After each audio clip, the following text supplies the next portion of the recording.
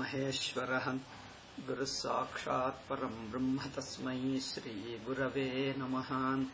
श्रुतिस्मृतिपुराणानाम् आलयं करुणालयं नमामि भगवत्पादशङ्करं लोकशङ्करं शङ्करं शङ्कराचार्यं केशवं बादरायणं सूत्रभाष्यकृतौ वन्दे भगवन्तौ पुनः पुनः। नमामि गौडपादं च शङ्करं श्रीसुरेश्वरं स्वामिनं सच्चिदानन्दमिन्द्रं तं ज्ञानरूपिणे। Om Om Narayan Narayan.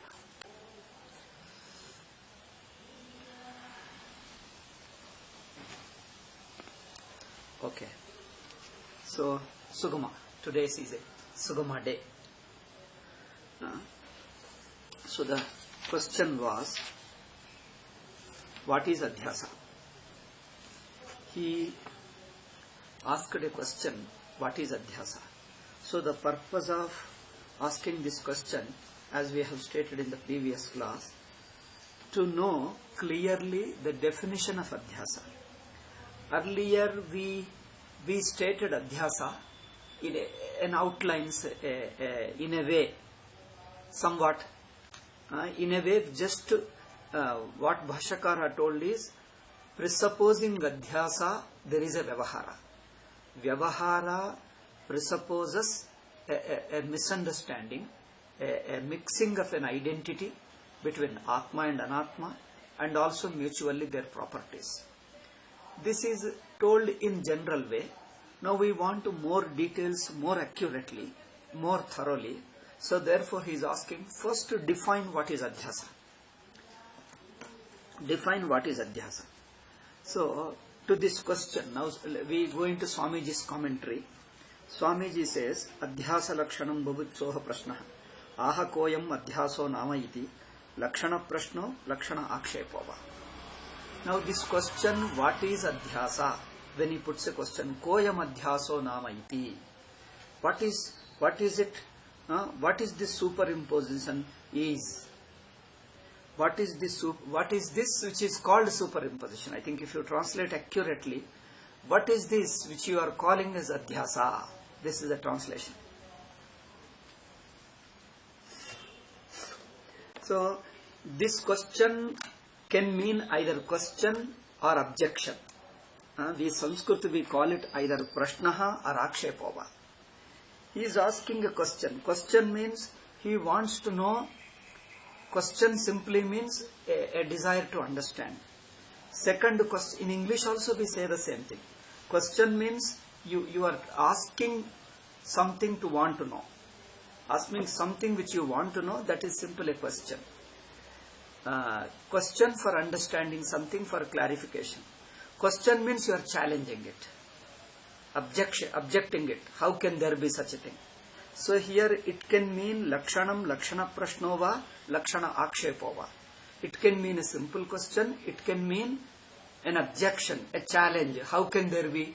Challenge means how can there be a definition of Adhyasa? Is there a definition of Adhyasa? You are only talking of Adhyasa. Do you have a definition for it? That is a challenging. Do you have a definition it? How can there be definition for it? Do you have definition for it? Like this is a challenging tone. You can take it in two ways. What Swamiji says is, either it could be a simple question or it can be a challenging. Come on, show. What is Adhyasa? How can you show? Either it could be a challenging. So let us explain the thing. Nahi adhyoso nama idrushaita vijnaya. Without knowing that Adhyasa is such and such, that means a clear definition. Without knowing a clear definition of what is Adhyasa, Atmanatmanor itara Adhyasa sambhavati nava. Whether such a Adhyasa is possible or not, whether such as Adhyasa is really in our life or not, how do you know? You only said that presupposing Adhyasa, Vyavahara is there. It looked okay, it seems to be okay, but still not clear. Okay. What he says seems to be okay, but not so clear. Therefore, unless we know the clear definition of Adhyasa, we can't accept its possibility Possibility means that experience which we have, the vyavahara which we have, is due to adhyasa, cannot be understood. Therefore, atmanatmanor itaretara adhyasaha sambhavati nava. Tat sambhavepi. Okay, even if adhyasa were possible, even if adhyasa were possible, even if adhyasa was there in our life, okay, even if adhyasa were there in our life, tat sambhavepi loka vyavaharaha tat purvakah eva drishyate nava. The vyavahara that we see in everybody's life. Vyavahara means seeing, treating oneself, understanding oneself to be karta, bhokta, jnata, as a jiva, and also carrying out all your activities as a jnatru, as a kartru, as a bhoktru. Taking oneself to be karta, bhokta, jnata, and also acting in that manner. Now, even if adhyasa were possible, how can we be sure that this vyavahara, I mean this individual consciousness and individual activity, is due to adhyasa only? Adhyasa may also be there, but this may be due to something else. See, adhyasa also may be there, but the vyavahara is due to something else. In fact, other schools of philosophy, non-Advaitins, schools in Hinduism, they have never gone to the root adhyasa, which we told the very jivatvam is adhyasa. They took it for granted jiva is there. That's all. I am karta, bhokta, jnata, jiva is already there. So the cause of samsara is taking one's, they told the cause of samsara is taking body as myself. This much adhyasa they have accepted. They didn't accept atma anatma adhyasa. They accepted body jiva adhyasa. See, before adhyasa, jiva is already there. A jiva, that is an individual jiva, and deha. See, they narrow down adhyasa to only this much. There is an adhyasa with a jiva, with a deha. There also, when they say adhyasa, between body and jiva bhava, body is also real, jiva is also real. It is only taking a real body as myself. That's all, only that much adhyasa. Then there is an ignorance of real nature of jiva, because there is a dehabhimana is there. Dehabhimana is there. So therefore, the real nature of jiva and real nature of Ishvara and real nature of the world, these three one doesn't know. Ajnanam is there. They say Ishvara is Sarvajna, Sarvashaktiman, he is a kind-hearted person. He receives jivas, he receives bhaktas. See, this knowledge is missing. For want of this knowledge, jiva doesn't have a moksha, they say. What is that knowledge? The jiva is missing, jiva lacks. That is Ishvara is Sarvajna, Ishvara is kind-hearted. Ishvara receives Ishvara receives jiva's prayers. He prayers and bhajana, namasmarana, all that seva, he receives it. And he also loves to receive your seva. If you do Saligrama Puja, if you do Shivalinga Puja, he loves very much to receive. He loves very much to receive the Naivedyam you offer. Naivedyam you offer, he loves to receive it. And he also gives you prasadam back to you. And he enjoys when you receive the prasadam and enjoy. So this Ishvara's kind-heartedness, Ishvara enjoys your service and then your love and devotion and your love. Ishvara also falls in love with you. Just as you fall in love with him, he also falls in love with you. All this is Leela Rupa, Saguna Brahma is not rejected. Okay? In Advaitins also accept it. Because there is nothing wrong in it. In Upasana, all this is okay, all this is perfectly right. Therefore, in Srirangam, that story which we have studied in our childhood, I think we all have studied it, that Goda Devi, that small girl who was found in that Vishnu Chitta in his garden, as he was picking up the flowers, he found a small baby. And then he was surprised, see, baby is here, found here. Okay, he takes her and he brings her up. And later, as every day she would prepare the garland, and Vishnu Chitta will go and offer in Srirangam. Okay. And one day he finds a hair in that garland, and he was shocked. Oh my God, this garland has been used by my daughter. oh my God, she's a foolish girl. Out of his love, he says that out of his just natural love for his daughter, oh, my daughter is a foolish girl. She did a apachara, dosha. Apachara means daivaparada. She committed what you say, a displeasure, an act of displeasure. Don't translate it as blasphemy and all that, okay?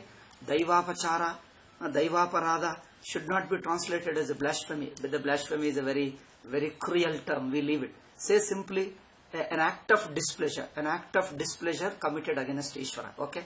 Only that. Don't translate as a blasphemy. Daiva parada. She has committed because used garland you are offering to Vishnu. And he felt very bad. And the next day asked, hey, did you use that? And he says, no. Tomorrow onwards we will get a fresh flesh garland, and without using it you give it to me, then I will go and offer it to. See? The very preparing a garland, offering itself is a great seva. It is as good as a yajna, puja, ashwamedha yaga.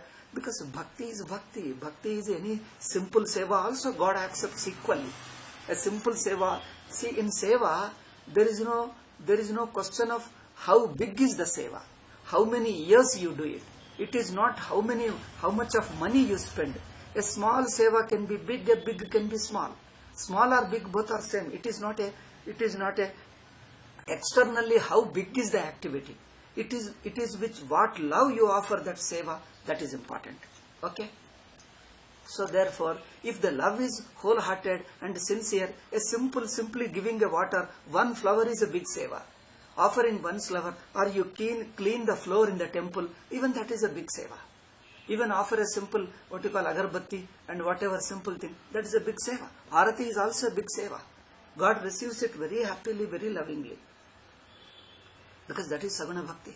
And that's how it is. And it is correct also. And he felt very bad because he loved Ranganatha so much that, oh my God, this wrong flower, the flower garland which is used becomes a apavitra. And it should be given a very pure and beautiful and a very excellent one we should offer. The best one in the world we should offer.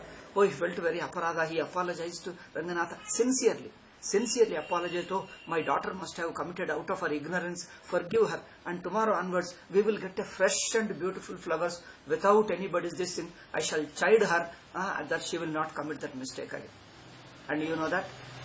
Ranganatha, he smiled at it.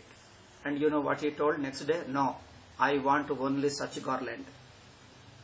See, he also is fond of bhaktas. Vishnu also, Bhagavan. Vishnu means Shiva, Vishnu, anybody same. So even God also falls in love with jivas. Jiva falls in love with God, and God also falls in love with jiva. So this knowledge you must have. Okay?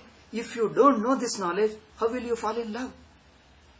If you know that God is also subject to falling in love, you don't know. You cannot feel that God also has fallen in love with you. Ishvara also has fallen in love with you. Unless you have this knowledge. This knowledge you should get from other bhaktas. You should get from the Shastra. So Puranas say, other bhaktas say. See, you can see them how other bhaktas are so much absorbed in love with him. They jump and dance and sing and they forget themselves. See, and they see that, see, God loves me. He's waiting for my Naivedya. Yo, he must be feeling hungry. So much of time. Today it is very lunchtime has passed. It is very much delayed. God must be feeling hungry. Oh, I must go and give him. See, he really feels that he's waiting for the food you are giving. And if the food is so good today, the salt and the milk and everything, what you call salt and mirch, everything is proper proportion. Oh, God revels the food you have given him. This is how the bhakta enjoys. Because you bring down the bhakta to human level, share your feeling and you can enjoy the feeling. All that is perfectly okay. God also enjoys. Okay. This knowledge you require. Ishvara Jnanam. That how Ishvara has got a heart like us. He feels for us. All this thing. So, Ishvara Jnanam is required. Jiva Jnanam is required. And Jagat Jnanam, that Jagat is dependent on Ishvara. Created by God. Dependent on him. He lives totally and the world lives completely under his control. And every jiva is under his control. This much of knowledge you required. One is, you have to understand that jiva has unnecessarily identified with the body and bodily qualities, physical body. And also his mind is impure because of Ragadvesha. And he has to purify the mind and get the original Jiva state. Original Jiva state is the purest state that he becomes fit to go to Vaikuntha. That is the original Jiva state. Okay. And this knowledge you should have, the original Jiva state, and also purify your mind to attain that original Jiva state. And the Ishvara's nature, and the nature of the Jagat. So, this knowledge you need. Papa Parihara, you have to do that. And also Bhakti. Okay, Jnanam, Bhakti, Papa Parihara. These three put together will motivate Ishvara. Motivate in the sense will melt the Ishvara's heart and will, out of his compassion, he will give you moksha. Now this is the sadhana. Here they are not talking of Adhyasa. Adhyasa, even if they talk only physical body and Jiva Adhyasa. But in Advaitins say, the very Jivatvam is Adhyasa. Kartrubhoktru is Adhyasa. The whole world is Adhyasa. So the very Jivatvam means Jiva, state of Jiva is Adhyasa, but his original core Swarupa is Brahman. See, this is the difference.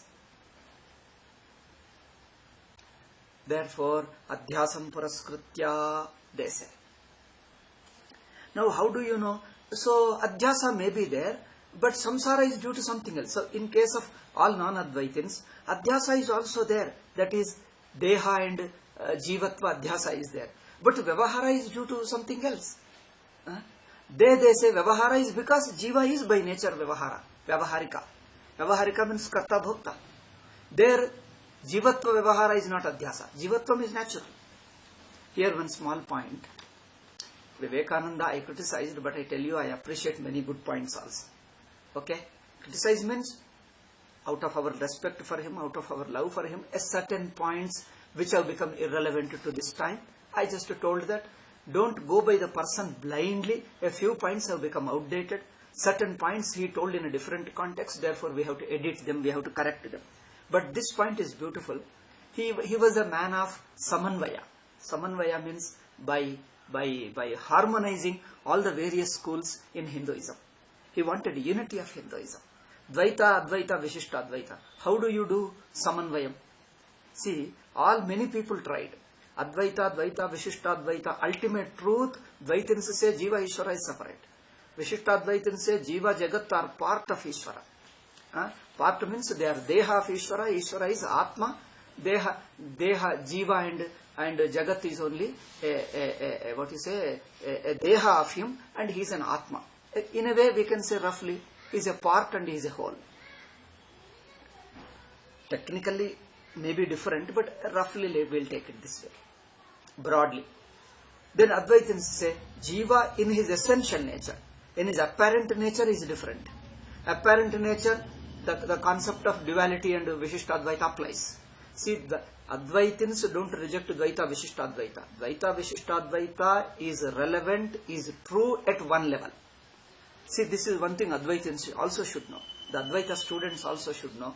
Whatever Dvaitins, Vishishta Advaitins say about truth, about Jiva and about Jagat and Paramatma, that is also true at one level. But in absolute level, in the core, there is Jiva Brahma Aikyam. That's what they mean. So, in Jiva Brahma Aikyam, when they say, they are not totally denying the other two. The other two, Dvaita, Vishishta Advaita, or even others like Nimbarka, Vallabha also, they are okay at certain level, from certain standpoint, they are also true. Okay. But Vivekananda wanted to reconcile all these three, mainly three, Dvaita, Vishishta, Advaita, Advaita. So in Mahavakya, he created his own Mahavakya. You know what he told? Each Atma is potentially divine. See, ultimate truth, whether Jiva is one with Brahman, part of Brahman, or separate and dependent on Brahman. These three, how do you say? If you talk of Advaita, they will be unhappy. If you talk of Vishishta Advaita only truth, other two will be unhappy. So therefore, you have to use some word, some statement as the truth of Veda, truth of Hinduism, a common truth of Hinduism which incorporates all the three, includes, harmonizes all the three. You know what he told? Each man is potentially divine. The goal of life means there is a moksha, is to realize that truth. But potentially divine means he can be Jiva serving Ishvara, separate from him in Vaikuntha, or he can be part of Ishvara, or he can be one with Ishvara. You take any meaning you like, whether Dvaita, Vishishtadvaita, Advaita. So he brought out a common meaning between these two. Each Jiva is potentially divine. So that potential divinity implies any of the three explanations you can give. See, Vivekananda did certain very ingenious things. You have to appreciate he has done a lot of work for Hinduism. But a few little deviations, okay, any human being can does it. Certain things can happen, some of them because of the time conditions were such. Okay, we can understand. But this is very beautiful thing. So each man, for common man, instead of going into details, so nuances, the technical details, too subtle details, don't tell common man Dvaita, Advaita and all those things and create hatred for them. There are subtle differences, but people misunderstand and then unnecessarily they start hating each other and quarreling. So therefore, a broad oneness, and there are subtle differences. When you go into details, there are subtle differences. But you see there is a commonness also. What Vivekananda emphasized is, see there is a commonness. We go a long way in being common. To a large extent we are common. In a final step, a subtle difference is there. And I feel that is true. In a final step, there is a subtle difference. But up to 90% we are all common. Then why just give up the 90-95% for sake of just 5 or 10%? Why quarrel on those small differences and then hate each other because of ignoring those commonness, so much of commonness? Therefore, he told, there is a commonness, is each jiva is potentially divine. This contrast with others, okay? Other religions say jiva is a sinner, basically sinner, he is not a divine.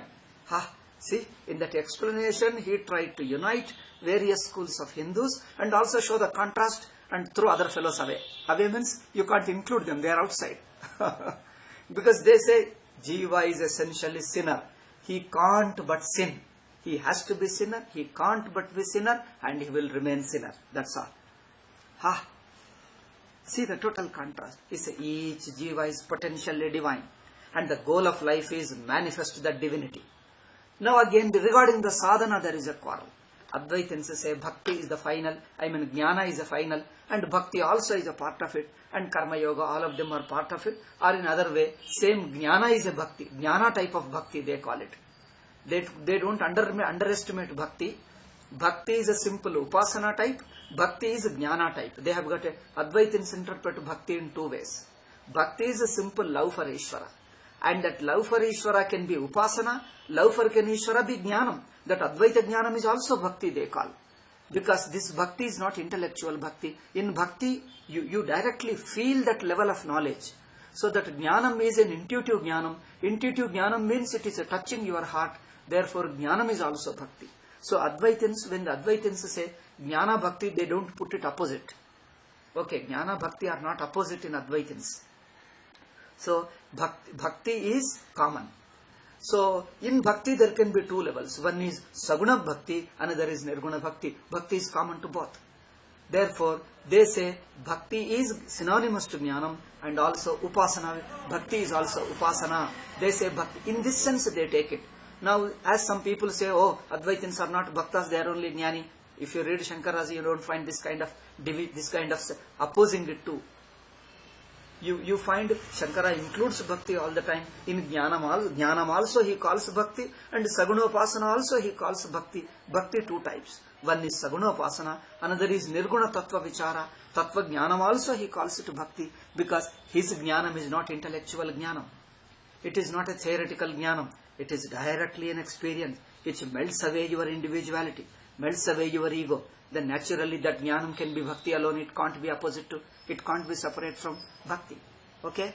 Anyway, this I think we told number of times. Okay. Now we shall proceed it with it. So here, regarding the sadhana, some people say karma, some people say yoga, some people say upasana. Arya Samaji say karma alone is the sadhana for it. And Dvaita Vishishtadvaitins say bhakti is the main, other things may be small portion, an inclusive ingredients, a parts alone, an instruments alone, main is bhakti. Advaitins say Jnanam is the final. So again regarding the sadhanas we keep quarreling. Now what Vivekananda told is either through bhakti or through jnana or through yoga sadhana, yogic meditation, or through karma yoga, either combining with one, combining with more than one, more than two, or combining all four, or each individually. Any way you take it, whichever way you like it. But all these three, each one has his own combination. Advaitins have their own combination of these four. Vishishtadvaitins have their own combination of these four. Or each one accepts all these four, but they have got their own slightly different combinations. So whatever it is, we accept all these four in our own proportion, in our own combination. Therefore, all these four are sadhana to manifest that divinity. See how he generalized it. He harmonized all the three schools of Hinduism, and he brought out one thing. It's a very beautiful thing. I don't know whether I have told in the class before. Generally you hear criticism. I tell you, what I criticize anybody, I know much more positive points of them. If I criticize one point, I know that 10 positive points. I have got 10 positive points to have a respect and reverence and bhakti for such guru and jnanis. Anybody, wherever I criticize one point, I know the 10 good points about them also. So because good points there are many people to tell. These other points nobody tells, nobody dares to tell. They keep on hiding the mistakes. Therefore I tell the people that know these also, and also of course good points also. So here you see how Vivekananda says, each man is potentially divine. The goal of life is to manifest the divinity. So the divinity can mean, according to Dvaitins, you become a Utkrishta Jiva, purified Jiva, a Bhakta Jiva, who is capable of serving Ishvara. And according to Vishishtadvaitin, that divine Jiva means you become a part of Ishvara. According to Advaitins, divine Jiva means divinity itself. There is no Jiva and you become one with Ishvara. So the divine Jiva can mean, you interpret according to whichever school you have. Okay? But commonness is, Jiva is divine. And the goal of life is to manifest it. To manifest is what is sadhana? Again there are differences. See how he harmonized again. Certain things, he is a very great genius, a very good creative thinker, bold thinker. Certain areas he missed because there was no information. He read all European books, a lot of European books, certain things, and certain things because of Brahma Samaj days, certain things that Calcutta influenced the city life. He was a city boy. He was not a villager like us. He was a city-bred man. He was all lot of urban culture alone he knew. He didn't know much of Hinduism. Later he travelled and he learnt. But even then, whatever he learnt as a visitor, as a guest alone. As a guest, see, the people who understand the village as a guest is different. Those who are born and brought up and live in village have a different experience.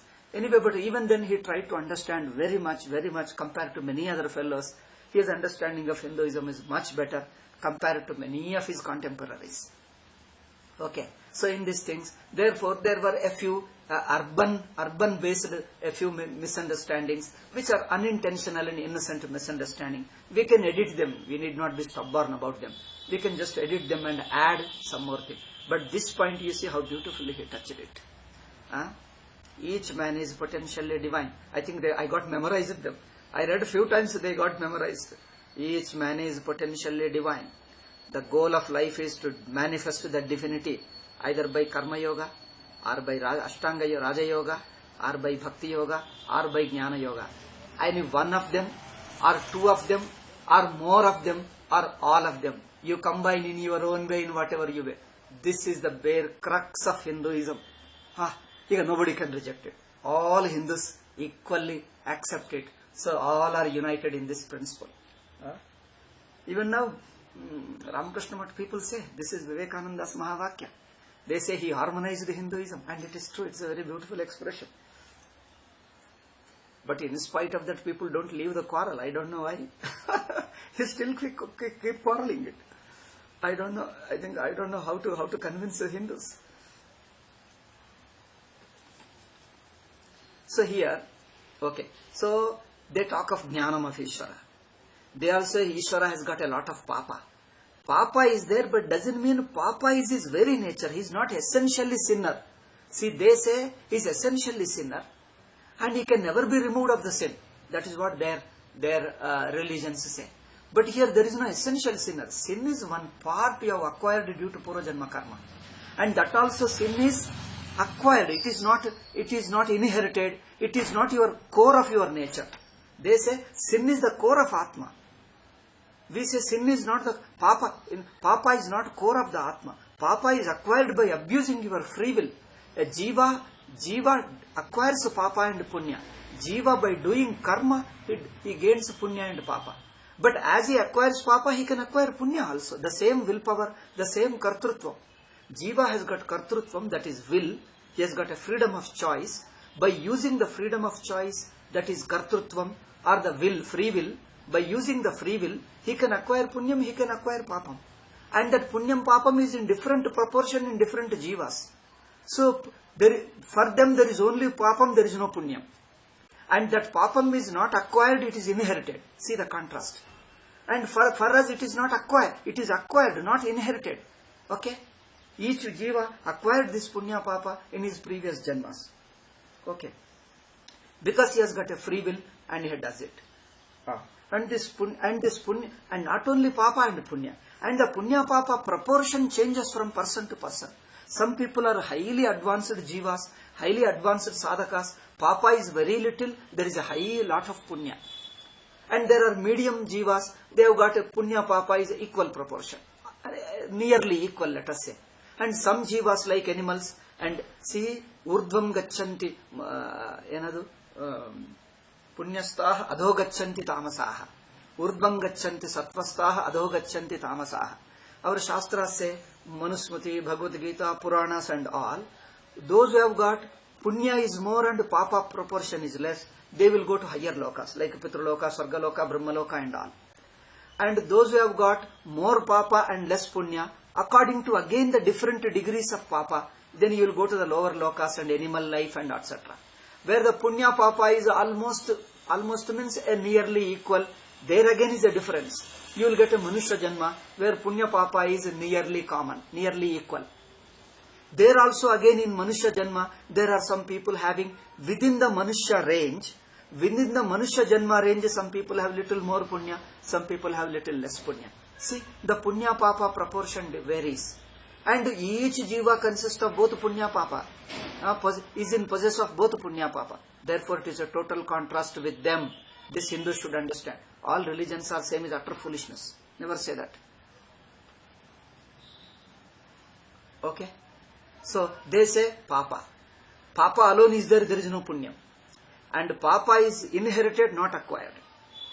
Third one is Papa is your core and there is no way of getting rid of your Papa. Even if you believe Jesus, Jesus won't remove your Papa. You know that? Even if you pray to Jesus, believe Jesus, become Christian and hate Hindus, even if you do that, okay, that is a part of your sadhana. You must hate and abuse and destroy their temples and exploit them, and whatever you can do, you should do. Then only you will become true Christian and true Islam, true Muslim, okay. That is also part of them, unfortunately. Fortunately for them, unfortunately for us. So, even if you do, he won't remove the Papa, you note that point. Because we are defining the nature of Papa and in fact we should not translate it as a Papa. Call it sin and Papa. Ours is Papa, there is a sin. Ours is Punya Papa, there is only sin. Okay? Compare and contrast it. They say only sin. And that sin is inherited. And it is a core of your personality, you can't get rid of. Because you are born sinner. Born sinner means it is a material cause. Born sinner means it is a material cause of your sin. Your Jivatvam is soaked in sin. You can't get rid of it. It is soaked, not soaked. It is a upadana karana. You are that. You are the sinner and nothing but sinner. You can't but sin. They talk of it. You talk to the Christian missionaries. They catch me seeing a sannyasi, seeing a brahmachari. I was in white clothes, go all around anywhere in the streets. They would see me in white clothes and they would catch me and talk to me. See, you are born sin. You can't but sin. This is how they would tell me. And I read books also. Anyway. And then, if you believe in Jesus according to Christianity, if you believe in Prophet according to them, your sin won't be washed away. You continue to be sinner. Then what is the Jesus role in you? What is the benefit in believing Jesus and remaining a Christian and hating Hindus? Tell me. What is the role? What is the effect? They say the result of sin is hell. He will only recommend to God so that you will not get the result of sin. Sin will remain. Only the result you need not have to experience it. It is something like you are a criminal. You are a criminal, you keep committing crimes. Only thing is you will be recommended to the police officer that you won't be sent to jail. You will be sent to heaven in spite of your crime. That's all it means. Okay? Saving means, don't translate as a moksha and all that. This is too much. Hindus are too thoughtless. Too good, should we say? No, too thoughtless, not good. Too thoughtless. Don't translate salvation as a moksha. Okay? Salvation is not moksha. Salvation means you have a papa. As a result of papa, you continue sinning. You are born sinner, you remain sinner, you continue to sin. Even after becoming Christian also, you continue to sin. Nothing to worry. And you will continue, you can boldly sin. Nothing to worry. You can boldly hate people, boldly sin. Because you have a Jesus on your side. Why do you worry? You have a Jesus on your side. Boldly keep sinning. Our Pope says that, boldly sin. The previous Pope used to say, boldly sin, don't worry. Go and threaten Hindus. Condemn them boldly. You are sinners, you will go to hell, and boldly tell them. Because our Jesus himself told in the Bible, boldly go and declare, you are all sinners, you will go to hell. You fools, you go to hell. Condemn them. Okay? God will be pleased with you. You condemn them boldly. And you are a sinner. They feel so proudly that, oh, I am a sinner, how lucky I am. See, they feel so proudly, humbly proud they become. Humbly proud, do you know that? That is the language which Hindus never understand. Hindus have to be a lot of educated first. Hindus are too illiterate. Hindus have to be educated. Humbly proud they are. Humbly proud about the sinnerhood. Core sinnerhood. You must sin. You can't but sin. And such sinners. Now you depend on Jesus, you surrender to Jesus, you accept Jesus as your personal savior, okay? That he died on your behalf, that he died on the what you say that? Cross, specially for you. Much before 2000 years you were born and your grandfather you were born. Okay? He died on your behalf and he already paid ransom on your behalf. He paid ransom on your behalf and now you are born. When he already paid ransom, then how are you born? Out of what sin you are born? That God alone knows. Even Christians don't know. Probably Jesus also doesn't know. Okay. Jesus also doesn't know.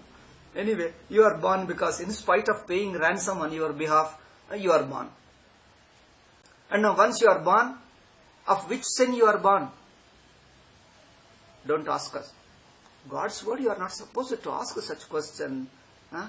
If you are a true religious man, true Christian, don't ask such question. If you want to be a truly religious man, you shouldn't ask question. We talk nonsense, you are supposed to believe us. If you start becoming more intelligent than we missionaries, more intelligent than Christian, I say, how can you live? How can you live a religious life? You should be, even if you are intelligent, you should appreciate our foolishness. More better than. If you are intelligent, better appreciate. If you are the greatness, the advantage of being intelligent is appreciate our foolishness and don't question. That is your greatness. Okay? If you are more intelligent than me, appreciate us. Praise us. How foolish he is. How greatly I am foolish. Write books, more and more books. You will have a special place in heaven. Okay? Hindus should learn. I tell you, Hindus have been too ignorant. I learned all these things. Sincerely, I learned. Lot of things. More I learned, more I became confused. Not only confused, I became enemy of Hindus. Hindus all are angry with me. Hindus are angry, do you know? Hindus are angry with me. My own students are angry with me. They're angry with me because I'm finding fault with them. I'm exposing Islam and Christianity. They're very angry. They're very angry. I'm exposing Islam and Christianity. How dare you expose? I felt these people are like Christian missionaries. If I expose, they get angry. Hindus get angry if I expose. I'm not creating anything. I'm exactly presenting as they say. I'm simply presenting as they say. And you get angry. Oh my God. I don't know what to do. I'm so helpless. Anyway, so he saves you. Saves you means what? Your sin will continue. As before, you are a greatest sinner. Most deeply, you are infused with sinner. Core of your personality is sin. Yet, God will recommend you so that you will not experience the result of sin. You may be criminal, you may be murderer and rapist and do anything. Still, you will be recommended to eternal heaven. Okay? Eternal heaven. Has anybody done on the earth? That in spite of your sinning, you will not have to pay. You will not have to experience the result of papa. You will be committing papas. You will be committing sin. You will be doing more criminal acts. But you don't have to experience the result of them. But this is the one historical Jesus. It is an unprecedented and also future also. Nobody will come such a Jesus. That you continue to be a sinner. You will be sent to heaven. And you don't believe in Jesus. Even if you are a great saintly man, you will be sent to eternal hell. Has anybody done that? Such a great thing? Only Jesus alone can do it. Can you understand now? This is utter foolishness, vulgarity, perversion, barbarism. Okay? And Hindus start praising. Whole dharma, foundation of dharma is destroyed. If the punya papa is, all punyatmas are sent to hell, and all criminals also sent to heaven, and if that is the religion, then what is barbarity? Tell me. Tell me what is barbarity? I don't know what is barbarity if this is not barbarity.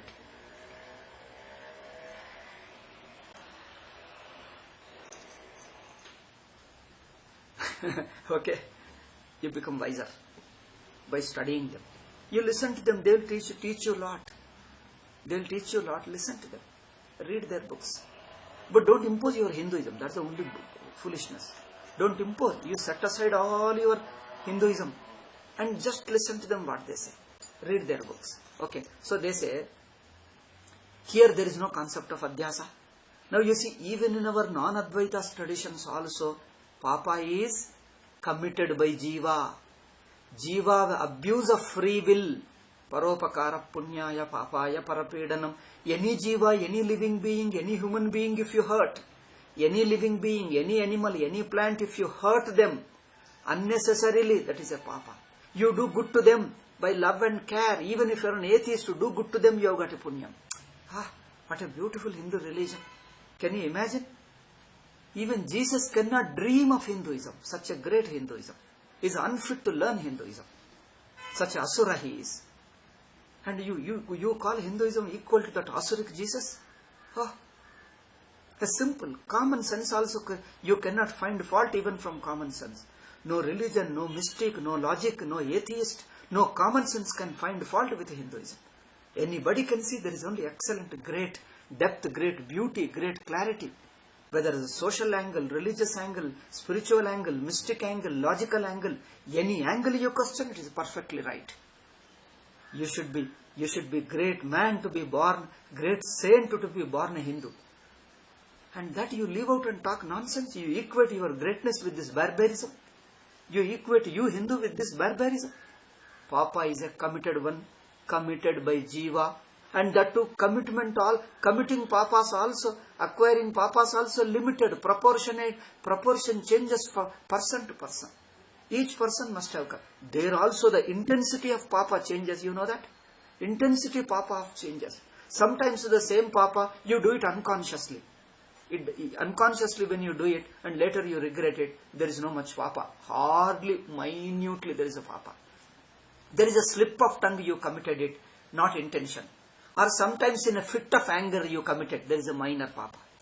There is sometimes you get in an angry mood you committed.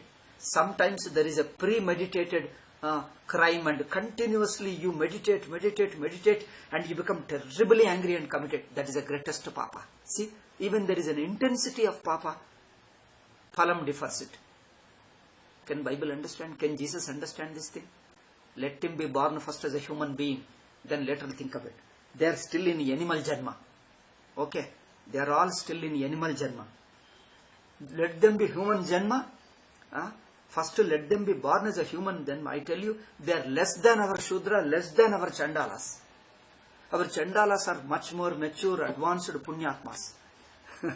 Our Mahabharata says, even if you are a Chandala, as a Manushya, you are born as a Manushya, I tell you, still you are lucky, still you are a Punyatma. There is a Mahabharata shloka, I can show you, I noted down. Even if you are born Chandala, Manushya Janma is Sreshta. Still you have got an opportunity to learn many things and follow sadhana, and you can achieve sadgati. You can win the Paramatma's favor. You can do bhakti, you can do dharma. Even in Chandala you have got opportunity to do dharma. Those people, see, we don't send Chandala also to hell, okay? But if commits papa, even Brahmana can go to hell. According to the proportion of his papa, he will go to hell even if a Brahmana commits.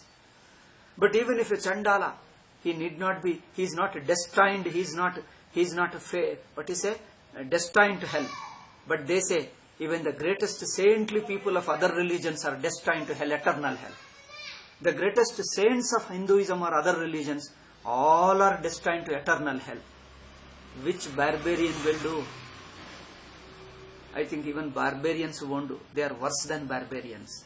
And you call them avatara and all that? You should feel ashamed calling Jesus as an avatara.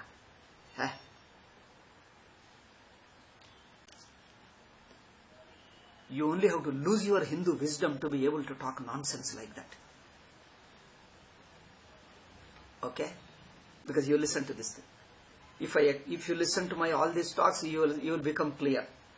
You will become clear. First you will be ashamed that why did I say all religions are same? Then you will change it. You will be ashamed, and I also felt ashamed and changed myself. One day also I was also shameless. All religions are same because I have been taught nonsense by our people. In fact, I didn't accept wholeheartedly. With a half-heart alone, I became shameless with a half-hearted. That I can admit, I tell you. I was in a very orthodox Brahmin. I born in a very orthodox rules. So, with a half-heart, I became shameless. And that shamelessness also I gave up. And I became true Hindu. Okay? You also can be. It is up to you. I leave it to you. I only present the facts and you decide for yourself. Okay? Whether you want to say all religions are same or Hinduism is great, all this is left to you. So therefore, papa is one part of it, that to acquired it. And you are not all papa, you have got a lot of punya in you. You get a lot of, in fact, when you are Manushya Janma, there is a punya papa equal. And even in Manushya Janma, some of the people have a more degree of punya, more amount of punya and less amount of papa. That's why they become sadhakas, adhyatmika sadhakas, sajjanas and mahatmas, and they all become even brahmanas is due to punya. Little more degree of punya and less degree of papa. Then how can you say all are sin and all religions are sin? Therefore, don't translate papa as sin. Okay, now they say the cause of samsara is, now leave over the Islam and Christianity. Cause of samsara, there is no cause of samsara. Cause of samsara is Satan, which is outside. And you see for no reason, they only give you all kind of explanation that you are a sinner, you have done this thing, and you have to believe me, and Jesus has already paid ransom on your behalf, and you are supposing, you feel that you are entrapped without knowing anything. Without knowing anything, sin is attributed to you. Without doing anything, unconsciously, you are already paid ransom on your behalf. Then without doing anything, you are caught by that you are indebted to Jesus, you must believe. Otherwise, you will go to eternal hell. But you don't know anything, you are trapped for no reason without knowing anything. Helplessly trapped. Isn't it? You happen to go that way, you are already sinner, you are arrested. For what? You are not supposed to come by this road. But nobody told me there is no board. Don't talk of anything. If you talk, you will have a double jail. That's all. Go. Hey, what is this? Innocent people are just put in jail and tortured. This is what Islam and Christianity are. Okay? You don't know anything, you are just caught. You are held responsible for knowing nothing. Innocently you are caught. And you are frightened and threatened and then blackmailed. Oh my God. Their religion is blackmailing, threatening, frightening, and also offering lot, like what you call in English, they call them stick and, what is that? Carrot and stick, like that. Oh, they will give you heaven, eternal heaven. Just you believe us, politically believe us. That's all. You join our group and hate Hindus, you will be eternal heaven. And otherwise eternal hell. See, extreme things just for doing small thing. You join Christian group, you will get money and etc., enjoy everything and hate Hindus, exploit Hindus, rob all their money, oh, you will become eternal heaven. For such a wicked life, you will get eternal heaven.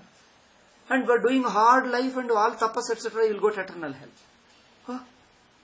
They are just very indiscriminate, meaningless, foolish, no reason and rhyme, you will get this something. That's why all the society is spoiled because of Islam and Christianity. The whole world is spoiled. The very basic common sense morality is destroyed. The very common sense dharma, the basic rod of dharma is destroyed. Anybody do anything, it is your own selfish, your own thing. That's why the double standard is prevalent all over the world. You know that? You see the present state. All over the world there is a double standard. Even UNO is utter fool. They only talk in favor of Muslims and Christians and communists alone. Because jiski lati uski bains, whoever has power, he can talk anything and his religion, he is right. And you are all destined to hell, that's all. He goes to heaven because he is great.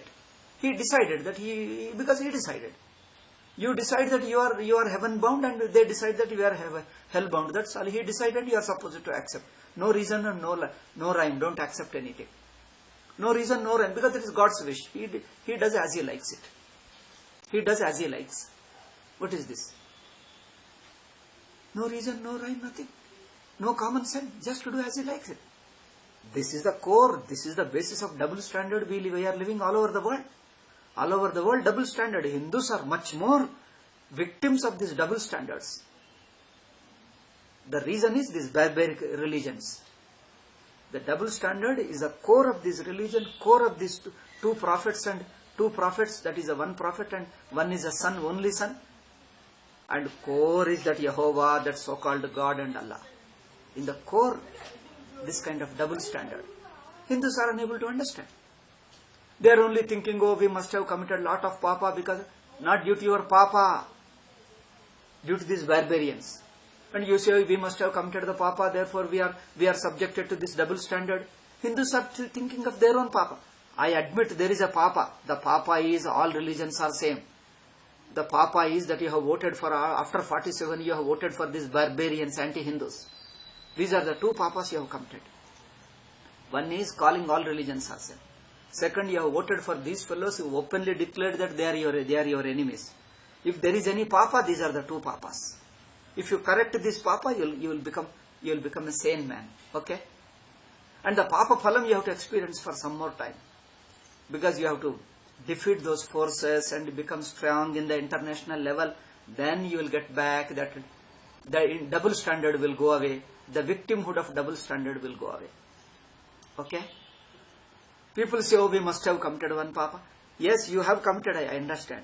You means I am also included in Hindu only. We have committed the papa. That the biggest papa is these two. All religions are same. And also voted for these fellows who are openly declared enemies of Hinduism. These two are the biggest papa, more than the Brahmahatya Pataka. Third thing is, third papa shall I say, you have not studied Islam and Christianity. This is the one more biggest Brahmahatya Pataka. Hindus are committing Brahmahatya Pataka, don't read Bible and Quran, we have not read them, we have not understood them, we have not studied their religions. Okay? And we start defending in the name of Gurus, Shankaracharyas. We start defending them. This is the biggest Brahmahatya Pataka. And these Patakas, we are paying. People say that what papa we must have committed, I know. What papa we have committed, I know, I can tell you. Okay? Now you have understood? At least please understand for my sake. For God's sake. For your own sake. Accept this thing. Where are the real papas? These three papas. Study Islam and Christianity in their true nature. Don't impose Hinduism. Okay? Study them for what they are. And don't call all religions the same. Then be strong. Question them for their double standard. Demand. Don't vote for our kings, our rulers, whoever wants to follow. Whoever support shamelessly, aggressively support our sadhus are killed. There is nobody. For no reason. There is nobody. They have no words to say. They have just closed their mouth. Can there be double standard than this? This is the papa. We have no strength. Challenge these fellows. We won't vote for you. Okay? Unless you stop these double standards, follow Samanya Dharma for all. For all human beings all over the world, Dharma is same. We don't tolerate this double standard. Okay. This is the papa we have committed. Imposing Vedanta and Bible, explaining Bible as another Vedanta is the biggest papa. Whoever has committed, whichever guru has done it, ignore that guru. You become Ambarisha and ignore Durvasa. Okay? You become Ambarisha and ignore Durvasa. You become Ambarisha. Humbly ignore Durvasa. Humbly reject Durvasa. Not out of disrespect. Out of love for the truth. Later Durvasa also will understand. Now initially reject out of humbly, out of respect, initially reject Durvasa. Durvasa is a highly respectable Rishi, okay? Our own Rishis, 20th century Rishis have taught us all religions are same. Humbly fall at their feet. Let us fall at their feet, let us request them, let us pray for them to give us the strength to disobey you. Request the same Gurus. Same Gurus, same Shankaracharyas, let us request them. Oh Guru, Gurugale, give me strength, give me boldness to reject your all religions are same. Guru, bless me so that I can reject your own statement that all religions are same. Give me strength. Pray to them. Fall at their feet. I also fall at their feet. I have been falling, I follow even now. Okay? Let us fall at their feet and request them, give me strength to study Islam and Christianity and understand. And let me not repeat the mistake, let me not defend this double standard going on all over the world. And mainly in India. Okay? Then there will be a Papa Parihara. Then you will be a real great Hindu. Hindu, Punyatma Hindu. Okay?